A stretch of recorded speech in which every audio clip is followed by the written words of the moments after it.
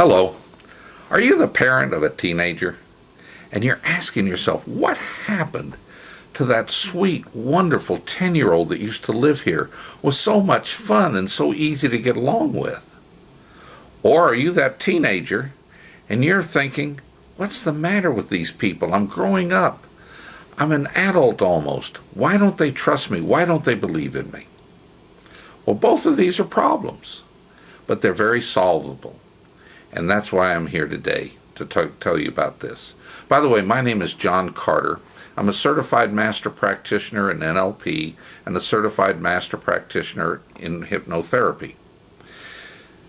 The reason we behave the way we do is in order to satisfy 6 human needs that we all have. These needs were identified by Dr. Schindler back in the 50s, by Maltz in his book Psycho-Cybernetics, and by the great Tony Robbins, who teaches this very well. But here are the 6 human needs that we all must have. 1, certainty. We have to have certainty. We have to have variety. We have to have significance. We have to have love and connection. We have to have contribution, and we have to have growth.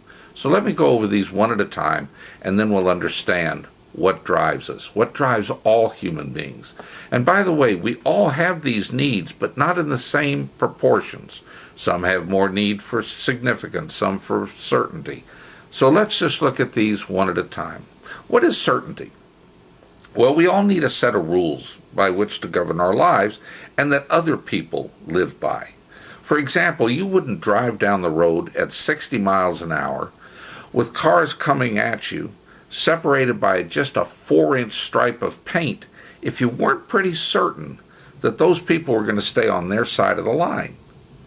Think also if you went to work every day and when you walked into your building your desk was in a different office. Wouldn't that drive you absolutely crazy? So we absolutely need certainty. We need rules. We need things to live by. On the other hand, we need a lot of uncertainty or variety. Because if we did the same thing over and over and over again, it would drive us crazy. Now, you take somebody that's certainty driven, or certainty is way high on the list, those are the people that insurance is very important to them, they check their 401ks, etc. Person with variety, they're what we almost call adrenaline junkies, if it's really, really high on their list. And rarely will you find somebody that's certainty driven being a skydive instructor, for example. Those are the people that are variety driven. But the third thing is significance. We all need significance. And when I'm talking about significance, I'm not talking about being the best and being somebody that everybody looks up to. I'm talking about having a feeling of worth, having a feeling of I'm important in this world, or I'm important to somebody. The fourth thing is we all need love and connection. Because without love and connection, it would be nuts. Think of going through life without friends, without somebody to love you. And we all need a feeling of contribution, that we have the ability to give back, to make other people's lives important, and to fulfill other people's lives with what we've learned. And we all need growth, because without growth, we die. So let's look at a typical teenager. They need certainty, but how much certainty really do they have? I mean, they're going through biological changes, they're just noticing the opposite sex, they're not sure how to behave, they're not sure what the rules are, they're not sure what they want to do in life, and it's very difficult for a teenager. They need certainty, but they're not sure where to get it. Many teenagers turn to drugs because they feel certain then. They feel strong. Or they turn to cigarettes or alcohol. And also teenagers need significance, a feeling of worth. And do they really feel that? Most, sadly, don't.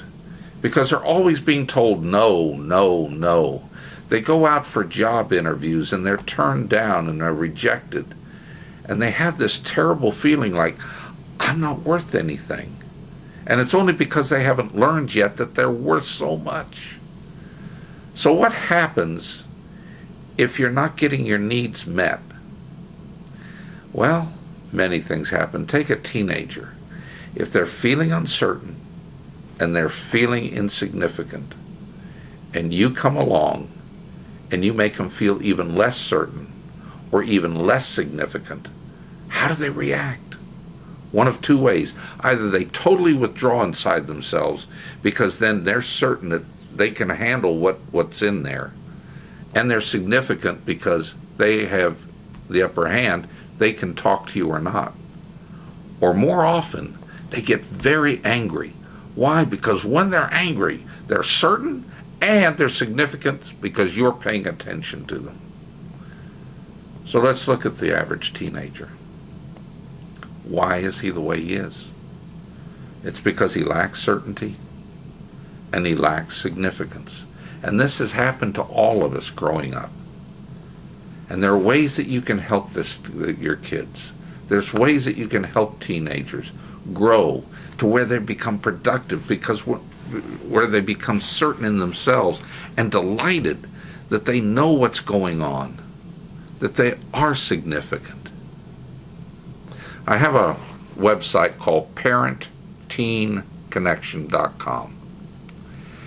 And if you go there, you'll find a lot of things that will help you help your teenager. And teens, there's a lot of things there that will help you also. We're in the process of finishing a resource where we have taken master practitioners of NLP from all over the world who have contributed to this resource. Ideas, tips, strategies, techniques to help teens do exactly what we need them to do, what they need to do for themselves. Build certainty and build significance. We're going to have this resource out very shortly. So if you go to ParentTeenConnection.com and just sign up there, as soon as the resource comes out, you'll be notified. These are master techniques that will help you and help your teenager be a better person. I hope you'll go there and take a look. And just remember, when your teen is angry, your teen is upset, ask yourself, what of his needs did I just step on? Did I step on his significance? Did I step on his certainty? Well, one of the things I teach in our classes is how to say yes instead of no. Because when you tell somebody no, they instantly just shut down. So if your teenager is maybe got a messy room or is doing a behavior you don't like, instead of them, when they come to you and saying, listen, I'd like to go out tonight, you say, no, you didn't clean your room. Try a different approach. Say yes. Absolutely. As soon as your room is clean, you're out of here. Now, what does that do? It gives the teenager a choice. He can either clean the room and go or not clean the room. And because you didn't say no, it doesn't step on his significance. When you say yes, you're treating him as an equal. Just an idea. Give it a shot.